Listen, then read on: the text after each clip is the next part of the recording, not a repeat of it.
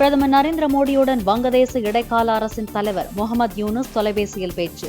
வங்கதேசத்தில் இந்துக்கள் உள்ளிட்ட சிறுபான்மையினரின் பாதுகாப்பு உறுதி செய்யப்படும் என முகமது யூனுஸ் உறுதி.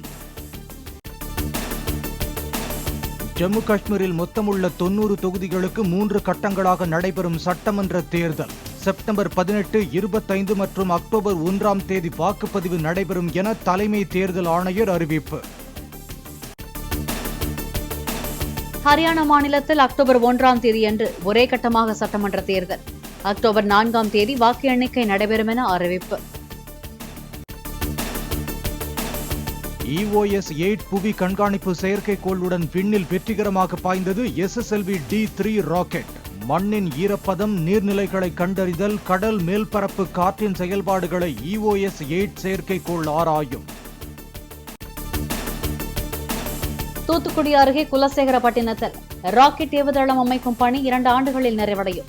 SSLV-D3 ராக்கெட் விண்ணில் வெற்றிகரமாக செலுத்தப்பட்ட பிறகு அளித்த பேட்டியில் இஸ்ரோ தலைவர் சோம்நாத் தகவல். முன்னாள் பிரதமர் வாஜ்பேயி நினைவு நாளை ஒட்டி குடியரசுத் தலைவர் திரௌபதி முர்மு மரியாதை. வாஜ்பேயி நினைவிடத்தில் பிரதமர் மோடி மற்றும் மத்திய அமைச்சர்களும் மலர் தூவி மரியாதை செலுத்தினர். குரங்கு அம்மை பாதித்த நாடுகளிலிருந்து வருவோரை விமான நிலையம், துறைமுகங்களில் மருத்துவ சோதனைக்கு உட்படுத்த தமிழக பொது சுகாதாரத்துறை சுற்றறிக்கை. காங்கோ மற்றும் மத்திய ஆப்பிரிக்க நாடுகளுக்கு கடந்த 21 நாட்களில் பயணித்தவர்களின் விவரங்களை சேகரிக்கவும் அறிவுறுத்தல். கோயம்புத்தூர் மற்றும் மதுரை மெட்ரோ ரயில் திட்ட அறிக்கைகளை மத்திய மெட்ரோ நிர்வாக குழு திருப்பி அனுப்பியதாக தகவல். திட்ட அறிக்கையில் மாற்றங்களை செய்து மீண்டும் சமர்ப்பிக்க மெட்ரோ ரயில் நிர்வாகம் முடிவு. சென்னை அண்ணா அறிவாலயத்தில் முதலமைச்சர் மு.க. ஸ்டாலின் தலைமையில் திமுக மாவட்ட செயலாளர்கள் ஆலோசனை கூட்டம். முதலீடுகளை ஈர்க்க அமெரிக்காவில் இருந்தாலும் கட்சியையும் அரசையும் கவனித்துக் கொண்டிருப்பேன் என மு.க. ஸ்டாலின் பேச்சு. கவுன்சிலர்கள் யாராவது தவறு செய்தால் அவர்கள் மீது பதவி பறிப்பு உள்ளிட்ட நடவடிக்கைகளை உடனடியாக எடுக்க வேண்டும். திமுக மாவட்ட செயலாளர்கள் கூட்டத்தில் முதலமைச்சர் மு.க. ஸ்டாலின் அறிவுறுத்தல். கலைஞர் கருணாநிதி உருவம் பொறித்த 100 ரூபாய் நாணயத்தை வெளியிடும் மத்திய அரசுக்கு நன்றி தெரிவித்து திமுக மாவட்ட செயலாளர்கள் கூட்டத்தில் தீர்மானம். நிதி பகிர்வில் தமிழ்நாட்டிற்கு வஞ்சனை செய்யும் மத்திய பாஜக அரசுக்கு கண்டனம் தெரிவிப்பதாக தீர்மானம் நிறைவேற்றம். சென்னை ராயப்பேட்டையில் உள்ள அதிமுக தலைமை அலுவலகத்தில் கட்சியின் அவசர செயற்குழு கூட்டம். உள்ளாட்சி தேர்தலிலும் 2026ஆம் ஆண்டு சட்டமன்ற தேர்தலிலும் EPS வகுக்கும் வியூகப்படி வெற்றிக்கு பாடுபட சூளுரை. மருத்துவ காப்பீடு பிரீமியத்திற்கு 18% GST வரியை ரத்து செய்ய வேண்டும் என்பன உட்பட அதிமுக அவசர செயற்குழுவில் 9 தீர்மானங்கள் நிறைவேற்றம். மீனவர்கள் நலனில் மத்திய மாநில அரசுகள் அக்கறை செலுத்தாததை கண்டித்தும் தீர்மானம். மின் கட்டண உயர்வை ரத்து செய்வதோடு மாதாந்திர மின் கணக்கீட்டு முறையை அமல்படுத்த வேண்டும் என அதிமுக அவசர செயற்குழுவில் தீர்மானம். நியாய விலை கடைகளில் அத்தியாவசிய பொருட்களை வழங்குவதோடு விலையில்லா வேட்டி சேலை, பள்ளி சீருடைகளை சுணக்கம் இன்றி வழங்கவும் வலியுறுத்தல்.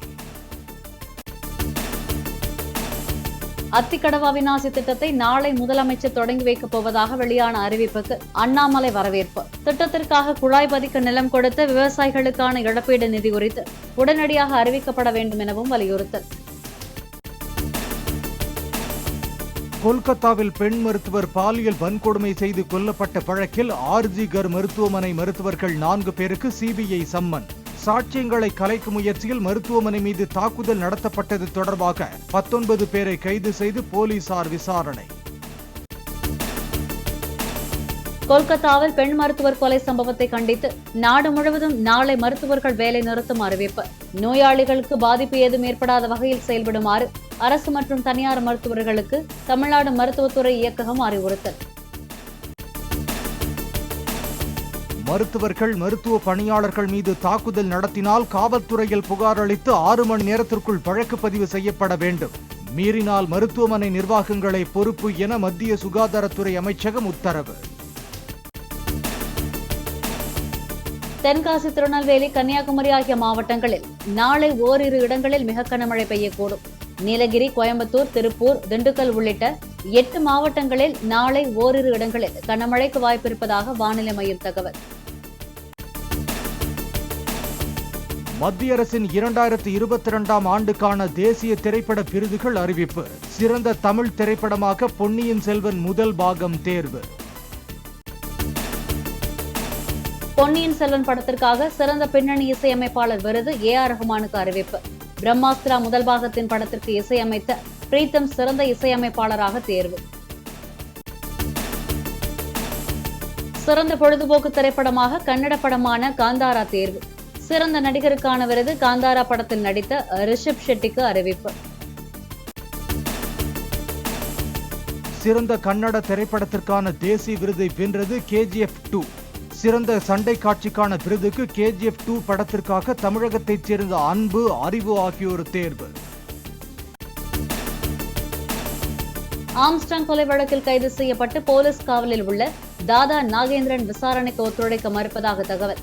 நாகேந்திரனின் மகன் அஸ்வத்தாமனையும் சேர்த்து வைத்து விசாரித்தும் நாகேந்திரன் ஒத்துழைக்கவில்லை என்றும் போலீசார் தரப்பில் தகவல். கொல்கத்தா முதுநிலை மருத்துவ மாணவியை பலாத்காரம் செய்து கொன்ற குற்றவாளிகளுக்கு மரண தண்டனை கிடைக்க வேண்டும். பாதிக்கப்பட்ட குடும்பத்துக்கு விரைந்து நீதி கிடைக்கும்படி செயல்படுமாறு CBIக்கு மேற்கு வங்க முதலமைச்சர் மம்தா பானர்ஜி வலியுறுத்தார்.